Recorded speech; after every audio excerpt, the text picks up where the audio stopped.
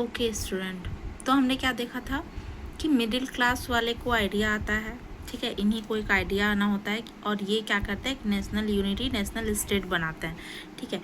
इसके बाद देखिए क्या ऐसा होता है, ये एक लिबरल नेशनलिज्म बनाना चाहते हैं। कौन? तो मिडिल क्लास वाले लोग। तो उन्होंने मिडिल क्लास वाले लोगों ने लिबरल नेशनलिज्म बनाने के लिए क्या स्टैंड लिया? तो सबसे पहले इन्होंने क्या किया, एंड ऑफ एरिस्टोक्रेसी। एरिस्टोक्रेसी लोगों ने जितने भी रूल लगाए थे सबको एंड किया। उसके बाद इन्होंने एक एग्रीमेंट बनाया, जो एग्रीमेंट पीपल का होना चाहिए और उसमें गवर्नमेंट भी साथ में होना चाहिए, मतलब गवर्नमेंट विद पीपल्स एग्रीमेंट। उसके बाद individual of freedom, freedom of individual इन्होंने किया। इक्वालिटी बिफोर लॉ किया और एक क्लैरिक प्रिविलेज किया कि अब कोई भी नीचा नहीं रहेगा, अब सब बराबर रहेगा।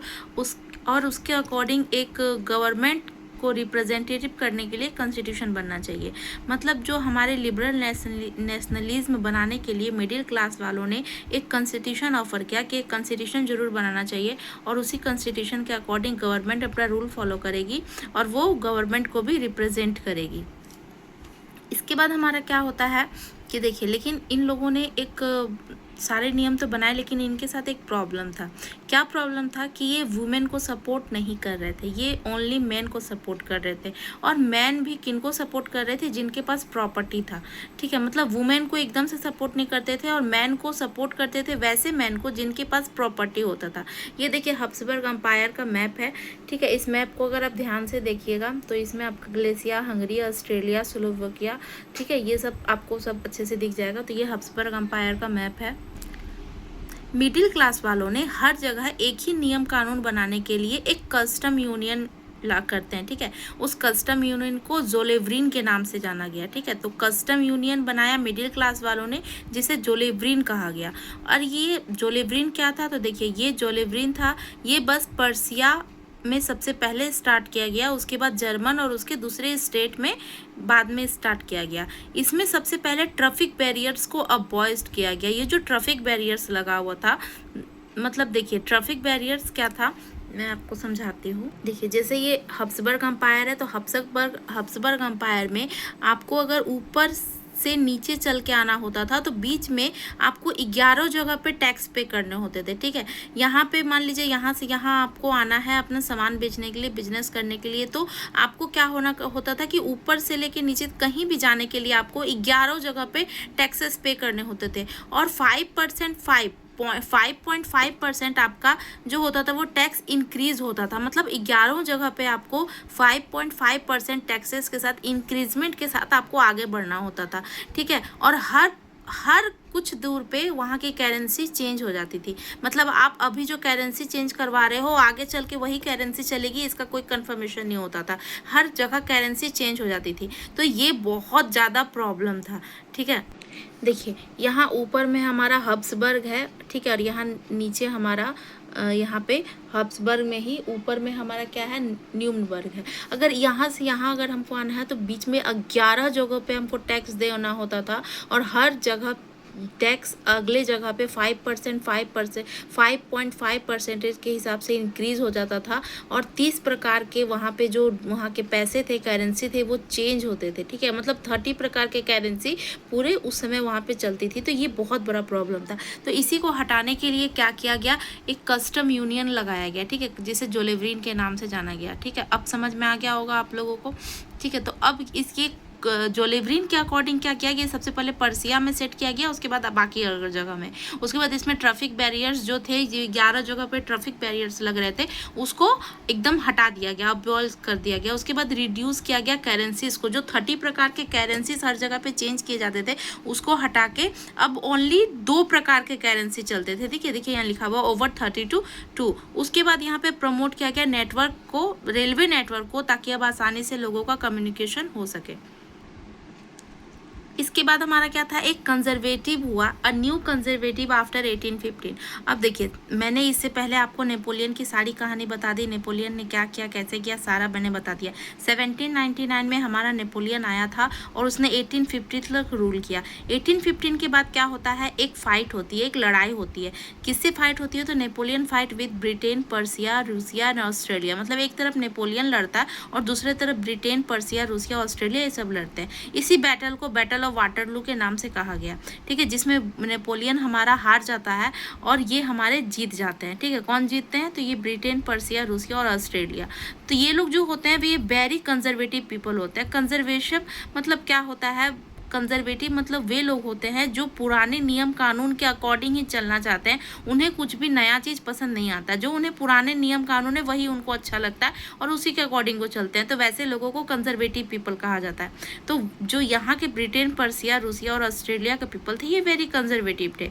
ओके, तो ये कंजर्वेटिव थे। इन्होंने क्या किया कि नेपोलियन ने जितने भी नियम कानून लगाए थे वो सबको अंडू कर देता है, मतलब फिर से वो उसको हटा के और पहले वाले नियम कानून को लागू कर देता है। ओके, अब उसके बाद देखिए क्या होता है, उसने बहुत सारे कंजर्वेटिव पीपल थे, उन्होंने बहुत सारे चेंजेस किए। सबसे पहला उन्होंने क्या किया कि इनको मोनार्क बहुत पसंद था, ठीक है, तो इन्होंने मोनार्क को रिस्टोर किया।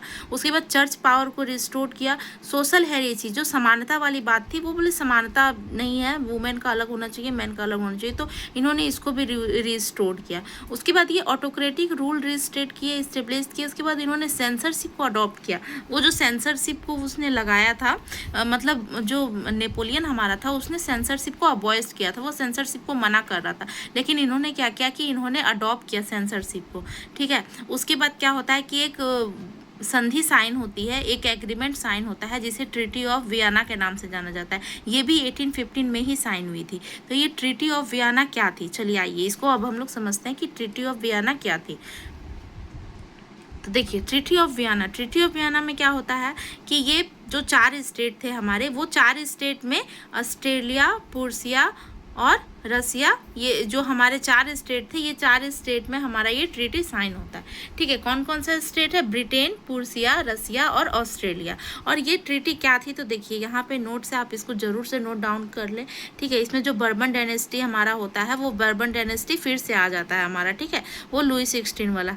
उसके बाद यहाँ पे क्या होता है कि यहाँ पे जो बाउंड्रीज फ्रांस में अभी तक बाउंड्रीज नहीं थे, लेकिन अब ये एक्सप्लेनेशन फ्यूचर को सिक्योर करने के लिए ये बाउंड्रीज, जैसे होता है ना हम अपने घर में अपने घर को सिक्योर करने के लिए बड़े बड़े वॉल बाउंड्रीज बनाते हैं ताकि हमारा घर सेफ हो, तो उसी तरह ये बड़े बड़े बाउंड्रीज फ्रांस में बनाए गए, ठीक है। उसके बाद जो हमारा पर्सिया था ये इंपॉर्टेंट न्यू टेरिटरीज था और ये वेस्टर्न हमारा फ्रंटियर्स को ले लेता है, मतलब पर्सिया अब रूल करता है हमारे वेस्टर्न पर्सियन को, ठीक है। उसके बाद हमारा जो ऑस्ट्रेलिया था, मतलब पर्सिया हमारा लेता है वेस्टर्न फ्रंटियर्स को, वहाँ वहाँ के सारे चीज़ को वो पर्सिया हैंडल देख लेता है।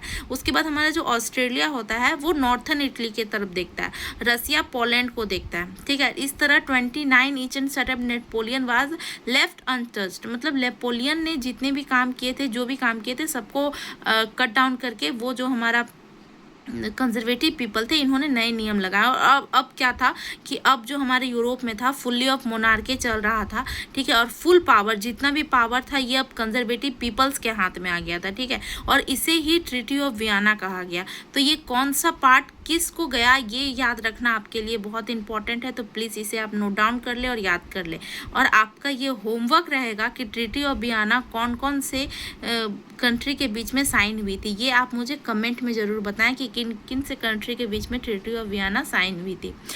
अगर समझ में आया होगा तो आप ज़रूर बता दोगे, ज़रूर कमेंट करोगे, एज आई होप। ओके, चलिए, तो इतना सबको समझ आ गया हो तो लाइक करें, कमेंट करें।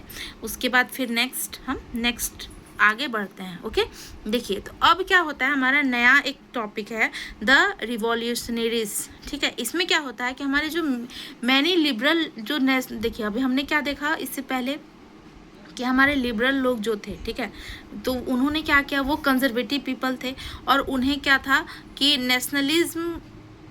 नेशनलिज्म का मतलब वो कंजर्वेटिव ही समझते थे कि पुराने नियम कानून को चलाएंगे तो ही हमें नेशनलिज्म मिलेगी। तो देखिए मैनी लिबरल, बहुत लोग तो ऐसे थे जिन्हें कंजर्वेटिव बहुत पसंद था, लेकिन बहुत ऐसे थे जिनको कंजर्वेटिज्म एकदम भी पसंद नहीं था, मतलब वो कुछ नया चाहते थे, ठीक है, वो कुछ नयापन चाहते थे। तो देखिए यहाँ लिखा है मैंने कि मैनी लिबरल नेशनलिज्म पीपल वे are not happy with conservatism.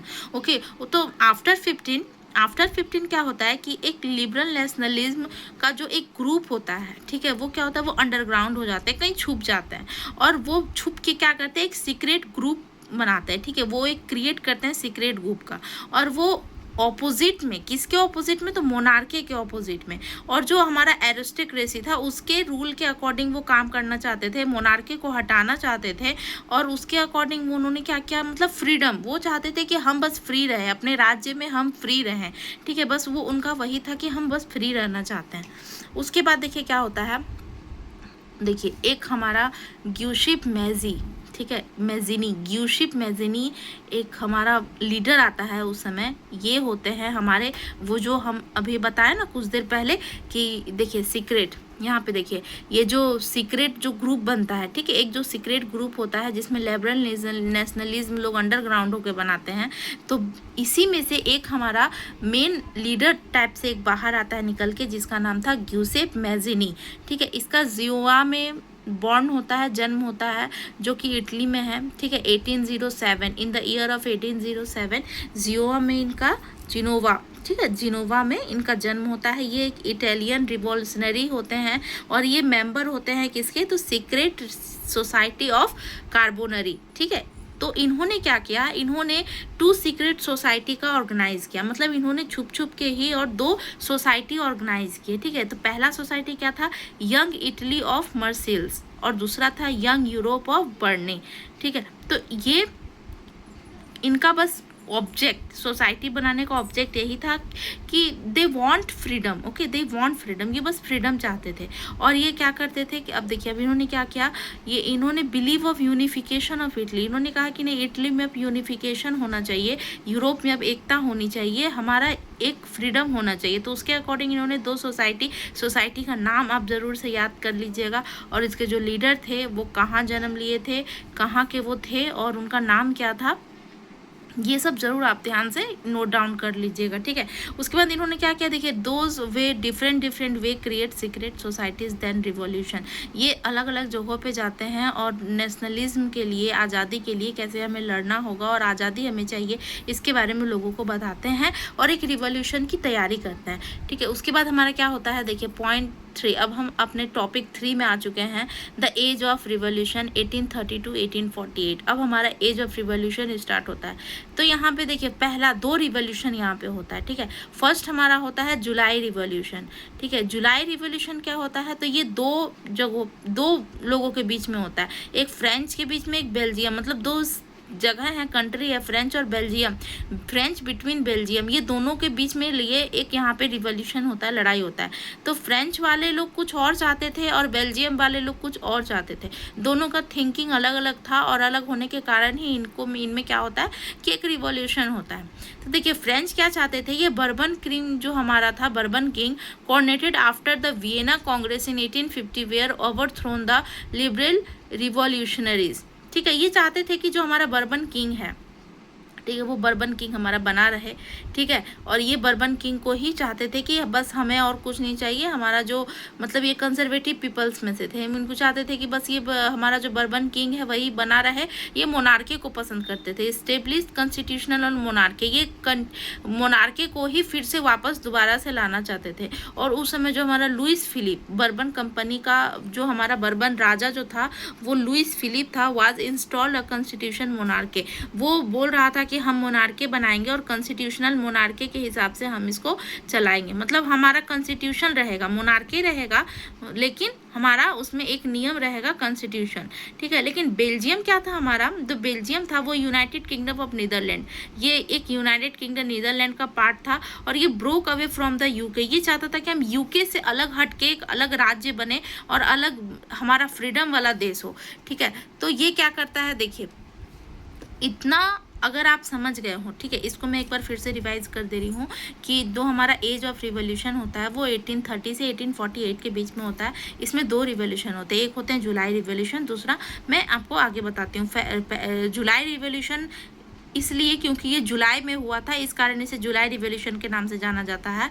इसमें 2 कंट्री के बीच में रिवॉल्यूशन होता है, फ्रेंच और बेल्जियम। फ्रेंच वाले क्या चाहते हैं, वो बर्बन किंग को वापस से चाहते हैं कि वो जैसे पहले चल रहा था वैसे ही चलता रहेगा और हमारा जो मोनार्की सिस्टम है यही कंटिन्यू रहेगा, और जो हमारा लुइस फिलिप है बर्बन राजा वो हमारा लुइस फिलिप फिर से राजा बनेगा। और राजा क्या बोल रहा था, तो राजा बोल रहा था कि ठीक है मोनार्की चलेगा, लेकिन उसमें एक संविधान बनाएंगे, कुछ नियम बनाएंगे, कानून बनाएंगे, और नियम कानून बना के तब उसके अकॉर्डिंग हम मोनार्की सिस्टम को कंटिन्यू करेंगे, ठीक है। और बेल्जियम क्या चाहते थे, तो बेल्जियम हमारा इसका एकदम ओपोजिट चाहते थे, ठीक है।